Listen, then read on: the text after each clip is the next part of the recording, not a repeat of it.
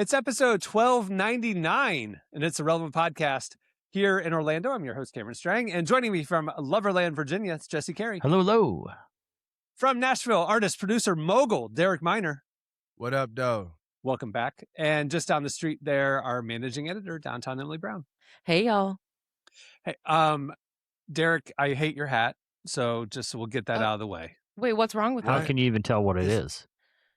Because he pointed it out before we started recording. I had to let him know. Look, I still believe we down 2-1. I still believe. By the time they hear this, it'll be the 3-1 or 2-2. Yeah. Exactly. But hey, look, I still believe. I believe in Cade Icewood. You know what I'm saying? We lit. So it's we here. Jalen Duren gonna get it together. He not gonna let Wendell Carter Jr. baby him for the rest of the series. So This podcast is a house divided right now, listeners. It's Tobias Harris is going to hit some more shots. He has been playing pretty good. He's been doing 20 a game, 19, 20 a game. So I like our chances. I like it because it's like we're watching 80s, 90s basketball where they let them play. They get a little chippy, Well, the fact that Jalen Duren, the all-star center for the Pistons, used to date Angel Reese, and now crazy. Wendell Carter Jr., the center for the Magic, currently dates Angel Reese, and Angel Reese is talking trash on Twitter about Wendell Carter and Jalen Duren, just adds a whole nother level of chippiness. Like I need that to be the bulletin board. Like they need to just put Angel picture, like her and Wendell Carter Jr. holding hands at like a date or something. Just put that on the bulletin board for the Pistons. I'm going to be honest. Win this for Jalen. I wasn't tracking with any of these names except for Wendell Carter Jr., and I could not figure out why until you mentioned Angel Reese. And I was like, I've seen her tweets. So now I'm invested because unless the players have like dated a Kardashian, I don't really care about any of these players. What's happening with Magic Pistons is like what's happening with Summer House. So the drama of a love triangle. Yeah, love triangle. There you go. With a little fighting and a little basketball thrown in. So it's we need the drama of the triangle offense or something so we can go ahead and get this done. But there's a lot of I feel like there's a lot of subtext here too, because you have the physicality of it, you have the relational tensions. You have these two styles of basketball that are kind of coming to a head, which are very, very physical. But then also like Jamal Mosley, like everyone's saying coming into this series, like he's basically out of the job. Like he's a dead man walking. Yeah. And if he gets through this round and makes a playoff run, it's pretty hard to leave that. There's just a lot of drama. And let me relate that for Emily. Jamal Mosley is the Magic's head coach. Up and down season, a lot of discontents. His 5th year, everybody's saying he's on his way out. Like he's going to get fired because our roster is too good for where we ended up. Okay, his best friend in the world, families vacation together, is JB Bickerstaff, the head coach of the Detroit Pistons, who we're currently playing. So they are best friends at each other, and if JB beats Mosley will lose his job, and then they are best friends. Wait, I'm so there's all now. this, and now JB, I don't need you to be locking in for your friend because you gonna lose your job. So listen, this feels like a movie. Like when was we need a good basketball movie? When was the last time we had a good sports movie? I'll say this: like the stakes are actually even higher because there's another piece of drama ripped right from the Sylvester Stallone movie Over the Top, where he is a truck driver, but also a professional arm wrestler who ends up in a tournament playing for custody of his own son. There's a custody battle, too. They're one of the players. I don't want to mention who, because it's a very sensitive situation. Someone's playing for custody of their son. And just like the plot of Over the Top. Just like the plot of the film Over the Top. Have you guys seen Over the Top? No, nobody's seen Over the Top. Watch that movie. I think you're the only one that saw it. First off, Emily, how do you play for custody of your son? Listen, I'm never gonna watch a whole this movie about so 80s. Give me the 80s action movies had some unique logic, and if you ask too many questions, it falls apart. But hold on, give me 1 sec here, guys. This movie came out. I do feel like the stakes were higher in the 80s. Oh yeah, Commando. I mean, my man Commando, Arnold Schwarzenegger, shot a rocket at a building in like downtown LA. And that, you know what? That only happens now in like superhero movie, like the Avengers get to do that. Regular people don't get to do that. I don't know if I can consider it. Arnold Schwarzenegger was just out here by himself with his shirt off and with war paint on, shooting rockets in the middle of downtown LA. Mind you, guys, I have not watched this trailer, so I don't know if how heavily it references the custody battle, but we should probably watch it. Am I right? Sure, let's go. Oh, yeah. I love the intro. The Road has always owned Lincoln Hawks. Lincoln Hawks, baby. Great name. Whatever happens, I want you to stay with him. Michael Cutler is my boy. You deserted him years ago, and that's a fact that you can't change. Damn you! Damn you. Time they drove him from his son. Do you really think you can make up 10 years in 2 to 3 days? A boy too hurt to know the truth. Grandfather always said you were a loser. Now you're trying to make me one, and I hate you for it. Let's get right to the arm wrestling. You never have anything, so you have nothing to lose. This is over. I'm coming to get him. Anyway, guys. Wait. I can continue if you'd like. No. Okay, so how does winning the arm wrestling competition make him get the old man give him his custody back? I think the trailer laid it out pretty clear. Like it was a bet. Is it like a respect thing? Like the grandfather's like, you know what? If you can win this, you're you good enough to be a father. You're not who you used to be. Yeah. Let me just say this: you're asking too many questions. But what heightens a sports drama? What heightens a sports drama more? Okay, than a love triangle, than someone playing for their job. And we're considering arm wrestling a sports drama. You saw the montage. This is big. He drives to a tournament in Las Vegas where this. I can't believe I watched that stupid shit. Don't you agree, though? Why did you Don't you agree that it makes the stakes for this sports movie far higher than some love triangle? Yeah. It does not at all. It doesn't. All right, we have a great show. You guys didn't know that movie existed? I've never heard of that movie in my life. That's such a Walmart DVD bin movie. Like that is at why the bottom of the bin existed. Because like you've seen all the new releases or the 2 or 3 movies you wanted to see was sold out. And so you end up just scouring action movies. And you're like, oh, Sylvester Stallone movie. You'd pick it up, right? Yeah. I would have been so mad if I put that movie in and watched it. I would be so upset, bro. I feel like I wasted my little $3 at Blockbuster. You're so upset. This is an 80s classic, man. Spoiler alert, he wins custody of son. I'm pretty sure he breaks one of those big guy's arms in one of the climactic scenes. I think there's an arm snap in it. The love of his son just compels him to break it. In the 80s, a lot of arm snapping happened. Like, you get pulled over the shoulder. Steven Seagal was breaking all kind of arms, bro. That dude was a bone. He was breaking bone. It's crazy. Isn't Sylvester Stallone like 5'9"? Didn't he? I don't know. Didn't he like short? And he's like pudgy now. I think all the action heroes back then were like little people that they shot up on to make them look big on the movie screens. I think they were all little. I thought he was tall. There was a website at one time, and mind you, this is in the golden era of websites, that was solely dedicated to trying to determine Arnold Schwarzenegger's height.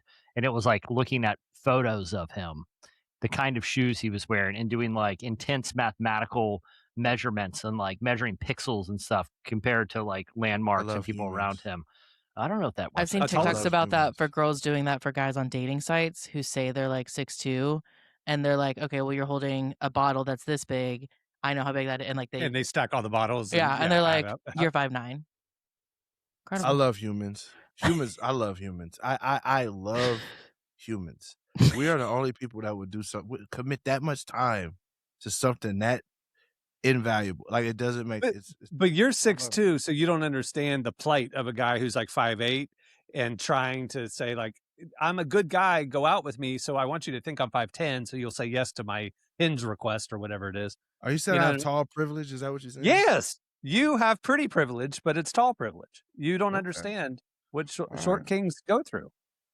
Just for the record, I just want to say my contribution to this conversation was solely based on how cool of a plot it was. He's a truck driver that has lost custody of his son to some rich guy. somehow, It's stupid. through some legal It's wrangling, dumb. ends up, if they long haul it to a tournament in Las Vegas, he might get his boy back. Okay, that's it. Jesse, how did you even see this trailer? Like, This is you what he said you watched. didn't see the movie. Like, what? He wa- How did you? What? This is what he watches. Steven Seagal movies and these movies. This is what he grew up on. I did. I grew up I grew up on Steven Seagal. I love a great Jean-Claude Van Damme split kick in the air like anybody else. But this is a deep cut. Like this is a deep cut. I did grow up like this is what I would just watch all the time. It was just movies like this. Anything in like Stallone, Schwarzenegger, Seagal, Van Damme. It was just that's what we did. We would just watch them. I would love to see your letterbox, Jesse. I'd feel like it's a 1 of 1 account. Oh yeah. See, that's Point Break. You guys watching those movies growing up is why your brother turned out the way he did. But you didn't turn out all like fighting and military buffness and you know what I mean? Like how did you turn out a goofy, like funny, kind person, but you grew up watching all that stuff? You can only watch them so many times before the unintentional comedy is the main fixture of the film, So you started heckling them. You started it's like Mystery Science Theater 3000, but it was also with love. Yeah. It was also with love, Got it. Okay. I feel that way about the Lifetime movies I watched with my mom growing up, where it was like all the same like romantic suspense dramas where it's like the first few are actually, interesting, and then you realize there's only 2 plots and they're just flipping back and forth on each one. Got it. Derek, are Lifetime movies different than Hallmark movies? Yeah, Hallmark movies are all like big city, small town. Lifetime has that a little bit, but it's a little grittier. Hallmark is like very Lifetime light. is like My Son Got Stolen, right? Isn't that the one? Like, okay, got it. Oh, okay. Yeah, Lifetime is like dark. Crazy. Yeah, or like a woman like she finds like a pen pal online. Turns out he's in prison, and he escapes, comes to meet her. The classics. He escapes and comes to meet her. Oh, yeah. So that's crazy. Darren, hold on. Because the other thing I love, white people be watching crazy stuff. Well, I will say this: the other thing I love about that genre is like it wasn't about like what can we make sense. It would just what would be awesome. Derek, what is the Van Damme movie where I think he's a cop or something, and the terrorists are threatening to blow up like an NHL Stanley Cup game. And he is there to thwart the terrorists, but through a turn of events where he's like chasing henchmen, he ends up in the locker room, somehow ends up wearing the goalie gear to disguise himself. Yes. Isn't that Threat Level Midnight from The Office? That's Threat Level Midnight. You're literally describing the Michael. No, Sudden Death. Sudden death. And he gets checked into the game, and he's playing goalie in the Stanley Cup Finals while trying to thwart the terrorist. But he briefly has to disguise himself and gets checked into and it's all unironic. Derek, you remember that movie, right? Yeah. He actually plays goalie. It is in 1995 Sudden Death, where I'm sorry, I don't know what this is going to do to YouTube, but mind you, he is in the middle of thwarting terrorists. This is unbelievable. This is the guy that once finished the game with a broken ankle. He is accidentally checked into the game. A lot of guts to come back in at this point. The Chicago ladies 4-3. They're on the verge of winning their first Stanley Cup. Here we go. You know, he's got all. Remember, he's a New York City or like a Pittsburgh cop.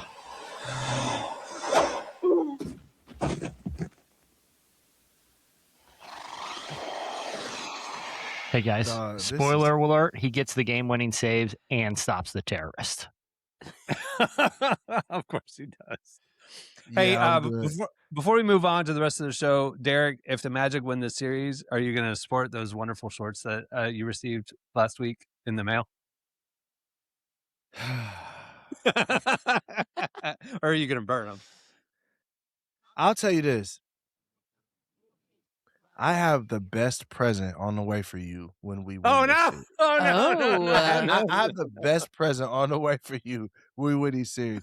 But yes, I am going to wear those amazing shorts because they are actually high quality shorts. They're phenomenal. So I'll tell you what. If the Magic win the series, I'll wear the shorts on there. But when we win the series, you have to wear the gift that I'm gonna give you, and you're gonna love it. You're going to. You're gonna love it.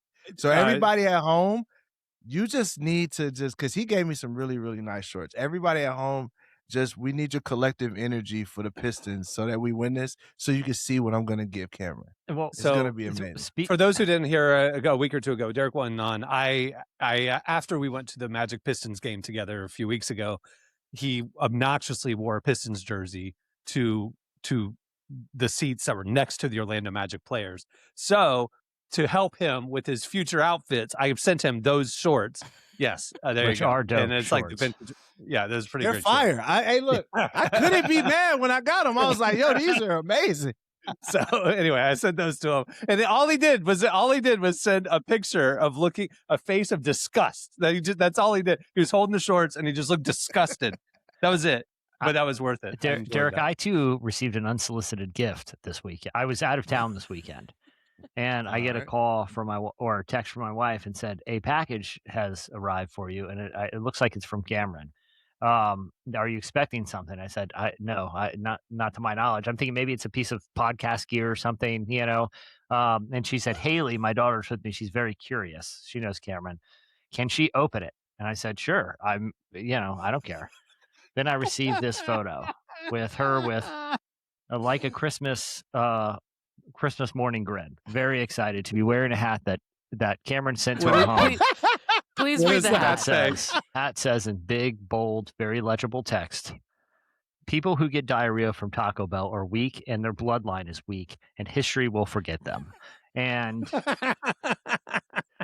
that was purchased at 2 a.m. on the TikTok shop. And it was I just remembered your love of Taco Bell and how, you can handle it. And so I thought history will remember you and your bloodline. I plan on wearing it to Taco Bell. Just as, that's exactly where you should wear it. Yeah. That's so funny that your innocent little daughter is wearing a hat that said diarrhea on it. That's his bloodline. I plan on wearing it strengthened. I plan on wearing it to Taco Bell, demanding an application for a management position. So TikTok shop got me too. So I have to show y'all. I have to show y'all what I'm gonna give my mother for Mother's Day. Oh, God. Please. Now I'm gonna put some money in there, so she's gonna be happy. But I got this great Make Moms Great Again message from. Hello, gorgeous. Listen, your family reached out to me. They begged me. Donald, please wish our mom a happy Mother's Day. So that's going for Mother's Day. There you go. She's gonna love this because that's her favorite person on the planet. I don't know if it's gonna make it, but the thing about TikTok Shop, the algorithm is so good because one time, forever ago, I bought a God's Silliest Goose hat. Yeah. It says God's Silliest Goose. I wore it on this podcast one time. I remember that. It was a good hat. It's a good hat. It's comfortable, so I forget that I'm wearing it around the house, and I'll go out in public and I wear it, and people give me funny looks. But anyway, once I bought that, then all these funny, ironic hats show up in my feed continually, and it's like I'm gonna see a trucker hat that says "Bad day to be a Diet Coke," and I'm not gonna buy it. Yeah. Of course, I'm gonna buy it. Oh, yeah. So I keep buying all these stupid hats. So anyway, I love it. That's my favorite thing on TikTok is all the weird products. The shop for sure. Yeah. Anyway, all right. We do have a great show in store. Coming up, we have Hulvey coming up for Relevant Recommends. We talked to him. He has a new album out. His last one on Reach Records, actually. We also have Slices. We have, at the end of the show, we have a Would You Rather that we curated a little bit for Derek. That'll be fun. Would You Rather? And stay tuned right now. Up next, after this break, it's Relevant Buzz. What do you mean you curated it for me? We just made sure that it's good, that they're good. That's all. Okay, it's time for Relevant Buzz. Tell us what's happening at the intersection of faith and culture this week, Emily. Okay, the first thing I want to talk about is Theo Vaughn, who is a comedian, podcaster, very much known for saying whatever's on his mind, which tends to have some pretty funny, ridiculous viral moments happen. But I want to talk about a moment from his podcast this week where he was very unfiltered and honest, and it was actually for a really good reason. So he has a segment on his show where guests can. By the way, how old do you think Theo Vaughn is? Don't I know look it the up. answer, so I'm not He's going to 40. say it. 46. Yeah. Ooh, okay. This man is almost 50 years old. Anyway, go ahead. Well, he was on the Real World. He was on the Real World like in the early 90s, 20 years right? ago. Like, Yeah. What? Yeah. That's how He was on the Real World? That's how That he makes all the sense in the world. That's that how makes he all the sense in the became world. like. That's no. He was like a college kid, I think. When he was on Real World like season 3 or 4 or something like that. Mm-hmm. Yeah, that makes all the sense in the world. Also, our cabinet member, Secretary Sean Duffy of the Transportation Secretary, was on the Real World as well. So there you go, Theo Von and a Sean lot of Duffy. Gen X. It was very much like that. That was like a. I don't know what the equivalent. Well, if he's 46, he'd be first year of millennial, 1980. Okay. So anyway, yeah. Well, either way, Sean Duffy is very much Gen X. Yeah. Anyway, go ahead. Sorry. Anyways, yes, that was important context. So Theo has a segment on his show where guests can call in and leave messages, and a lot of times it's just like funny stories or things they want to tell Theo. But sometimes they ask for advice. And on this episode, a guy called in saying, very vulnerably, that he knows Theo's gone through some hard seasons of life, and he wanted advice on how to get out of a cycle of doing things that you know is destructive. I think a lot of us have been there where we know what we shouldn't be doing and we keep doing it. And so Theo shared that he was actually currently going through the same thing, and he gave a really incredible response to how he has been dealing with it. And I've just been thinking about it a lot, so I wanted to share it with y'all. Sometimes I realized for myself, I would pray to God to help me get away from certain behaviors in my life. But at the same time that I was praying, there would be a part of me that knew I was probably going to do those things again. You know, like but God, please help me. I don't want to do this anymore. I don't want to have this behavior. But there would be a little part of me that was like, I know even as I ask for God's help that I'm going to do it again. I would know that. So I started praying like this. I started praying like, God, please help me with this. You know, this is a broken part of me that I bring to you. I need help with it. And then I would add to my prayer, I would say, and even God, even as I pray to you right now, there's a part of me that knows I'm probably lying to you. There's a part of me that knows I'm going to do that behavior again. So can you come into that part of me and help me there? But I think I want a new story, dude. And it's crazy for me to even say that.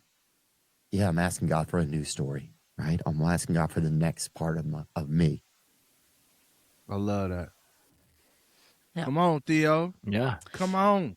Yeah. So I like I said, I don't always hear people even in the Christian world, like on like Christian platforms, even talking as vulnerably as that. So I just really appreciated him going there. And he actually goes on for a couple more minutes. Gets a little more emotional. So it's a really good clip. We have the whole clip on our site if you want to go check it out. But yeah, shout out Theo for being unfiltered as always. Yeah.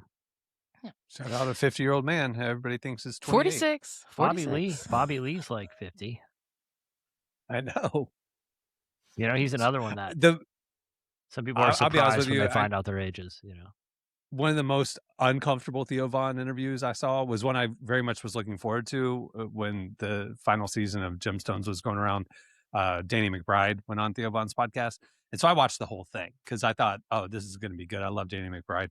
And Danny McBride grew up in the church in the South.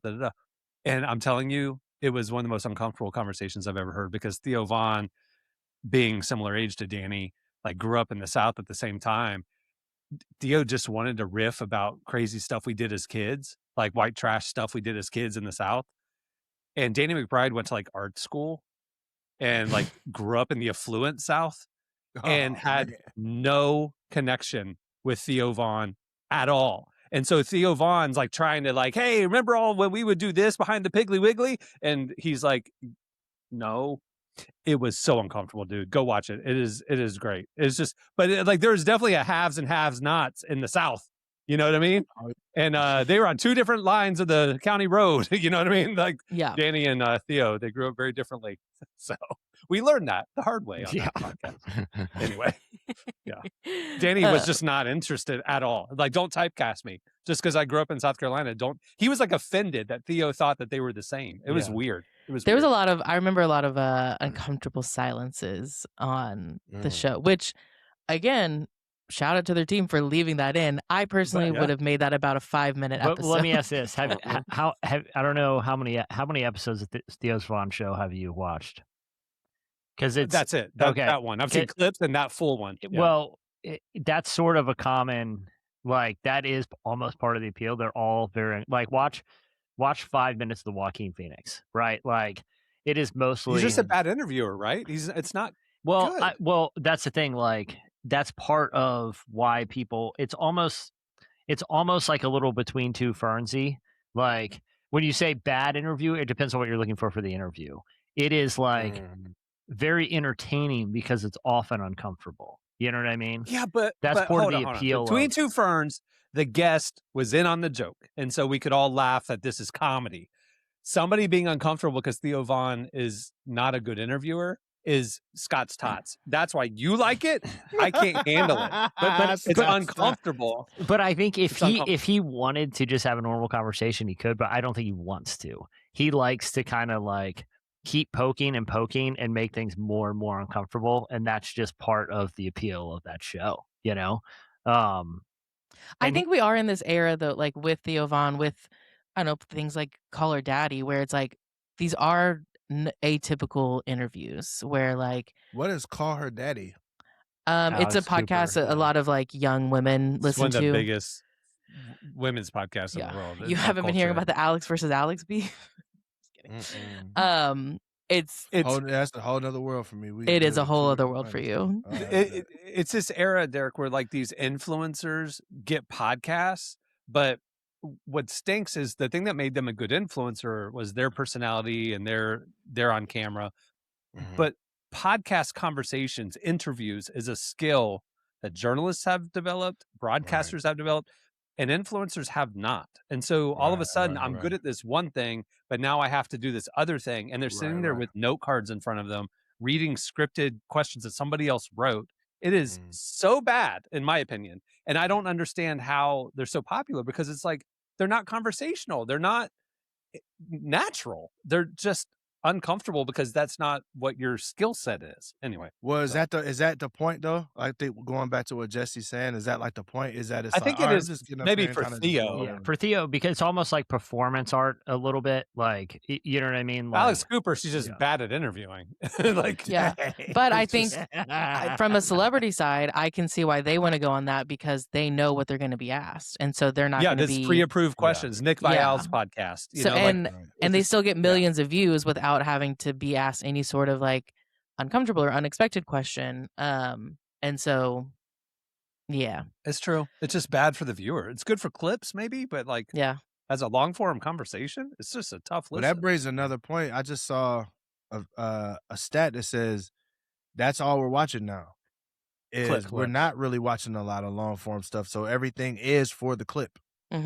So, which I don't know if that's good or bad, but probably bad. Right now, our show is the inverse of that. It's the weirdest thing. Like, we don't hardly post clips of this show. We don't post any cast clips because the edit is real hard. Like, all the tools that generate clips easily for you don't know what to do with us because we're chaos and there's not a clear beginning, middle, and end to a 1 minute moment of this podcast. So we've had a hard time like posting true show clips. Some we've done interview clips and stuff, but like we'll figure it out. It's on the plans for this year. We're going to add somebody to the team that'll focus on that. But right now we're hardly posting anything from this podcast and we're getting hundreds of thousands of views on the full show, which is bizarre because you see like other Christian podcasts in particular, their clips will get hundreds of thousands of views and then their actual podcast will get 20,000 views.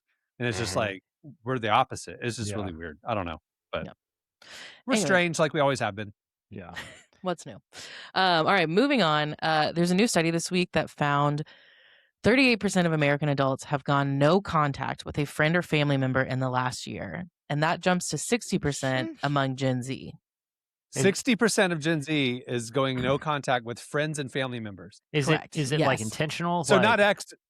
Hold on, not like X, like I broke up with a guy, no contact. You're talking friends and friend family or members. family. Yeah, Gen Z is most likely to go no contact with their parents compared to any other generation.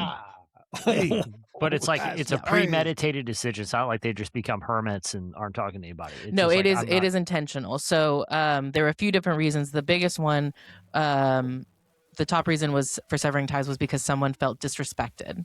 And then the next biggest one was that relationship was affecting their mental health.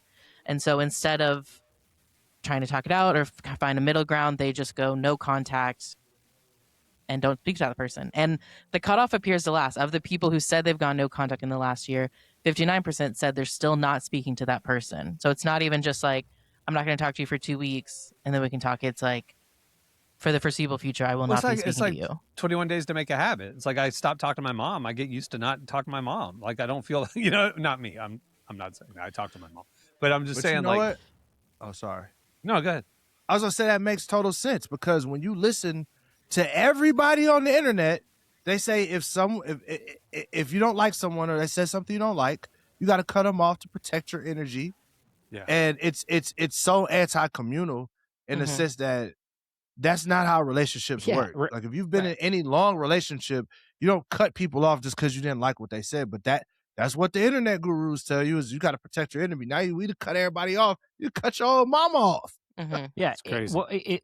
And there might be circumstances where it's just a toxic or abusive thing or something like that. But absolutely. But in general, framing relationships as this sort of transactional dynamic of here's what I'm getting out of it, or here's what it's taking from me, is not how you should view human relationships, I think, in general. Especially family. Yeah, but even for friends too, man. Sometimes friends go through a hard time and it's draining. Like if you're with, it could be like your old college roommate, right? And you've been friends forever, but they're in a down season, right? You might be in the down season at a couple of years from now where you're taking more than you're giving. But if every relationship is predicated on this evenness of sort of exchange of what you're getting from it, that's that. How do you make me feel? Yeah. That just doesn't seem like a productive way to approach. You're not always going to be in a season where your friends are just sending you Taco Bell diarrhea hats. You know what I'm saying? You're not always. Exactly. So sometimes cut somebody off because they haven't sent you a Taco Bell diarrhea hat yet this year. Yeah. Exactly. So sometimes you're hanging out with friends and they say that Over the Top was a bad movie and that you can't arm wrestle for custody of your son. And you're like, the 80s were a different time. You just don't get me. But I'm not going to cut that person off. And sometimes your friends send you shorts of the people that beat you in the playoffs. And you know what? You wear those shorts. You wear those shorts. Because it makes your friends happy. I had no expectation, just to be clear, of you ever wearing those shorts. I solely invested in you opening the box. That was it. And I wanted that reaction. That was worth the money for me. So, I really wish I would have filmed it too, by the way. Because that would have been amazing. All right. Thanks, Emily. Stay tuned. Up next, it's Relevant Recommends. Okay, it's time for... It's the best of the best of the best of the week. You know you can't sleep. Relevant recommends.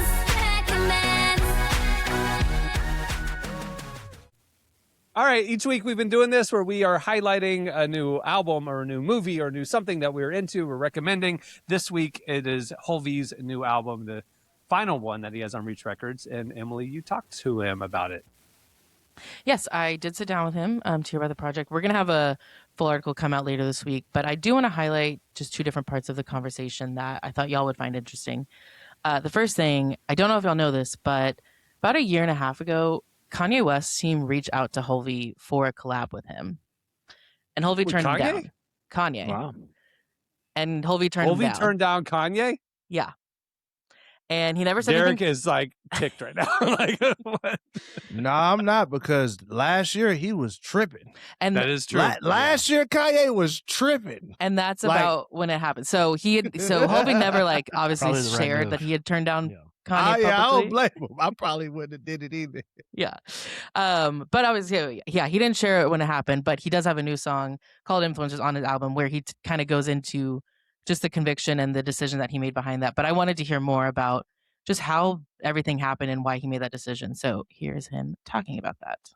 His producer, who I'm actually friends with, named Digital Nas, he was doing his whole entire album. He reached out to me, said, "Hey man, Ye needs you. Like Jesus needs you to save Ye. Jesus needs us to save Ye." And I literally, I called him on FaceTime. I was like, "Listen, bro, I just can't. I can't do it." At the time, for clarity, a lot of fans don't know the timing of this, but at the time, a lot of the Hitler comments. That's when he started putting out the Hitler comments, and a lot of the Twitter rants, and it was just getting a little crazy, and more than a little crazy, very crazy. And I personally just felt that weird feeling in my spirit, like I cannot go work on music with someone who's in this place right now. Hey, smart man. Yeah, Hey, look, I know. everybody knows Jay's my favorite artist. But man, he was tripping. Like that's one of them ones where it's like, you know what? It's not worth it. Not worth it. Yeah, So, yeah, that's No probably would come good of this. discernment on Yeah. his part. Yeah. Yeah, great Yeah. discernment. Yeah. So he raps out a little bit more on his song Influencers. I'll play you a little clip of it right here. This first here for Mr. Graduation. Got a test to work with you in Spain, out the spaceship. Producer said Jesus need us to save you. But it's my motive, your soul, or dreams coming true. I seen the interview, your heart reflected torment. Lost your kids and you're asking where the Lord went. Never thought I'd get a call to write for Pablo. I said the only way I'm going is if Doug go. Go.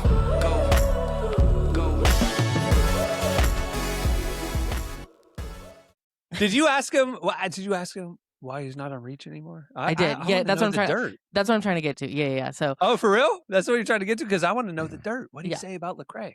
So he did not say any dirt, but I did. Derek's shaking his head. Derek's like, no comment. The internet will not have a quote from me. Yeah. I did ask him about why he felt like now was the time to leave Reach, and he did not give me any dirt on Lecrae, as much as some people on this podcast may want. Nobody wants dirt on Lecrae. If the internet, don't clip me. I love Lecrae. He's good. Yeah, I was gonna say the short kings No. are already coming after you, so I don't know if you. I don't want the tall king. He is like 7'3". I do not want tall kings and short kings coming after me in one show. Bad So combo. Yeah, It's you're a looking bad for the combo. medium kings to come. I don't want anybody coming after me.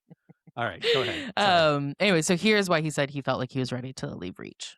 I now feel like I just feel like I see more of a leader in myself than when I came in. I came in looking for that, like looking to be led, and now I feel like I'm actually ready to lead.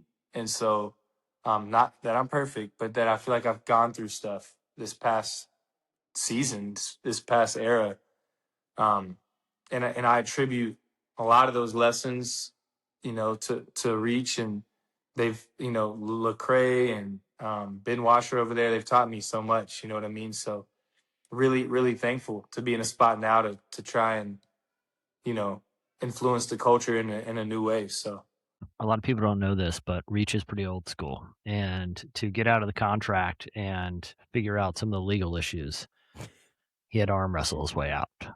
They did it 80s style. And did he have to arm wrestle Lecrae? Lecrae had his arm snapped. But oh, that's why he was in the brace. That's right. Yeah. It was an Okay. old-fashioned 80s arm snapping. Dispute settled. Makes sense. Dispute settled. Legally, the court system has to recognize an arm snap. It is shocking that we have not been sued on this podcast. They know that we love him. Nobody gets mad. Did you get a sense of what he's gonna do? Like what he plans to do next? I did ask about that. All he said was that he's got big plans coming later this year. And I asked again, can you give me any? It involves a semi truck, life on the road, The from town to town. The tournament in Vegas. Bulking up, arms only. Yep. You Right. saw those. You saw Arms those only. truck stop. Forearms only. You saw Yeah, those truck yeah. stop workouts. You know. Forearms only is crazy. Just a lot of this. Yep. Forearms only is crazy. it's crazy. Life on long haul trucking. He has one of those 1980s like squeezy things that like they used to do at work at your desk. You know. For some for some reason, Like- every scene on the road in that movie is at sun up or sundown. Like they just skip the He's day just driving trucking with a big old shake weight in his other hand, and just then he'd change hands all the and way to shake Vegas, weight. man. All the way to Vegas. So Hulvey's new album could be tonight, out now. Go check it out. It's good. He's one of the good ones. He's one of the good ones. Yeah. I like Hulvey. All right, stay tuned. Up next, it's Slices. Okay, it's time for Slices. All right, what do you have, Jesse? Well, the California Insurance Department has just wrapped what it has called Operation Bear Claw. There were three different high-end in companies that insure high-end cars. So like a Mercedes, a Rolls-Royce, and each of them around the same time both got claims that these expensive cars, which were insured by the same group of 3 people, were highly damaged when a bear broke into the car and scratched up the interior. These people even provided photos and videos to validate their claims. The only thing is, when the insurance companies got suspicious, they had police review the videos and photos, which they said was clearly a person in a bear suit. They then got...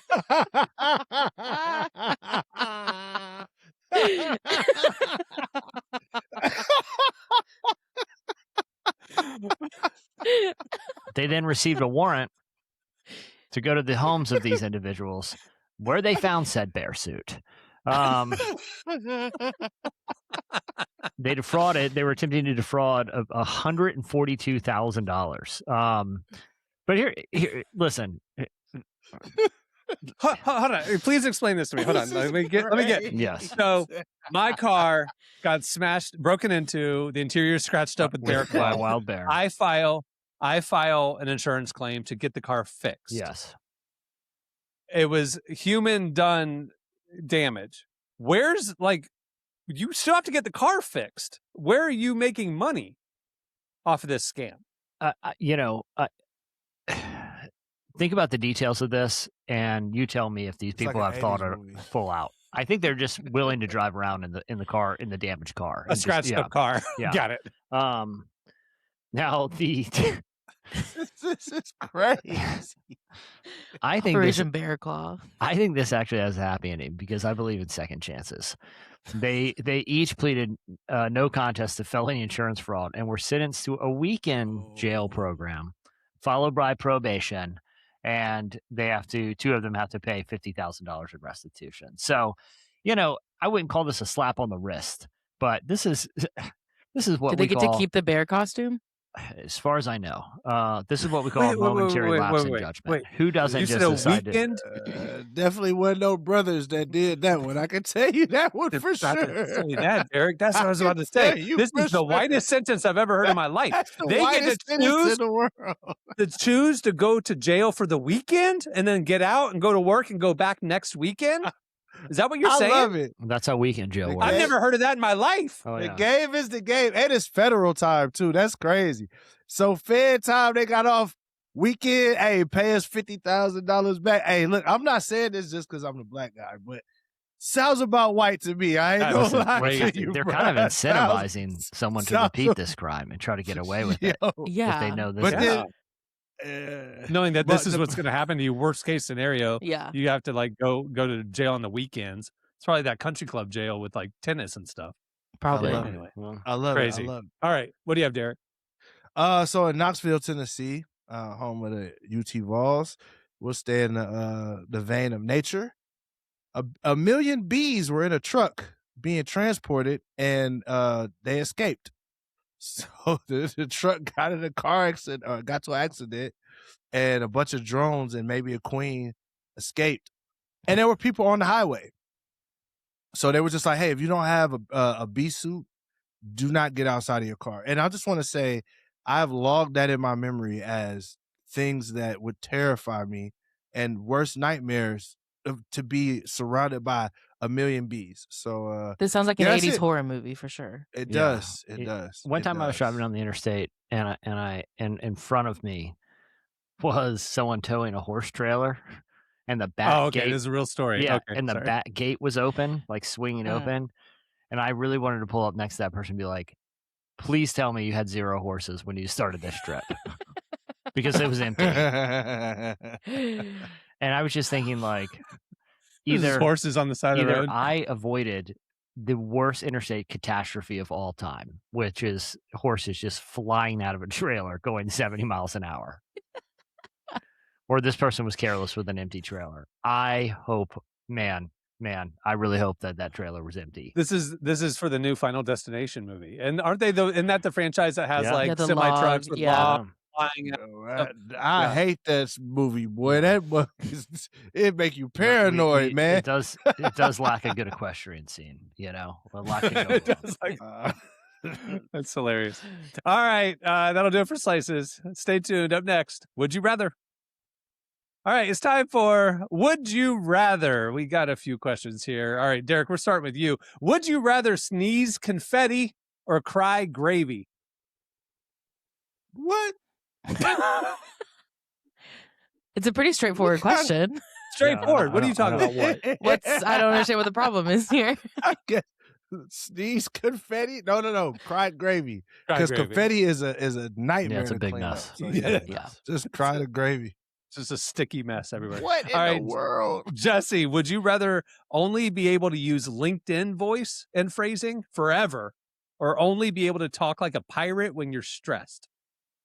I feel like talk like a pirate when I'm stressed because people would know I'm stressed and be like, hey, you got to mellow out. You know, I'm not acting stressed. I am stressed. This man's on the brink. He's talking Involuntary like a pirate voice is coming out. He starts talking like Jack Sparrow. You better leave that boy alone.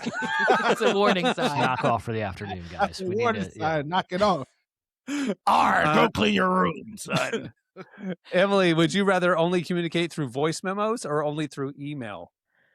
I'm a voice memo girl. I need the context and I need to hear your emotion in your voice. Otherwise, I will assume you're mad at me through email. So, Derek's a voice memo person when he's talking smack during a basketball game. I send like little podcasts to my friends, like little 7-minute voice memos about various things, and they send it back. So I love it. Derek just sends voice memos of him screaming after a big shot, like to rub it in your face. Just 10 seconds of He was so mad. So mad. He was so mad. He can tell when I'm getting tense, and then he'll just start sending voice memos. Is it because he started talking like a pirate? I am not going to click on this. I know what he's doing, and then it translates it right underneath it, and it's like, and I'm like, I'm going to listen to that crap. This is how he was so mad. He just stopped talking for the fourth quarter, and then when they won, he starts talking trash. He went no contact. No. He says, "Oh, my phone was charged in the other room." Yeah, Dude. right, Cameron. No. Actually, it actually was true. Bad timing. I get it. We were up like 30 or something. We were up a lot, and literally my phone was like 8% because I was talking so much crap during the game with Derek. So I went and plugged it in 20 feet from me. Kept watching the game. The game starts turning. Detroit's coming back. I'm getting all stressed out. I'm not thinking about my phone at that point. So, but then. A couple big shots. All right, let me see what my phone's at. And I went back and got my phone, and we were up to 33%. So I was like, all right, Derek, dude, call. And of course, my phone had 83 texts from Derek during the comeback. Oh, yes. Answer me.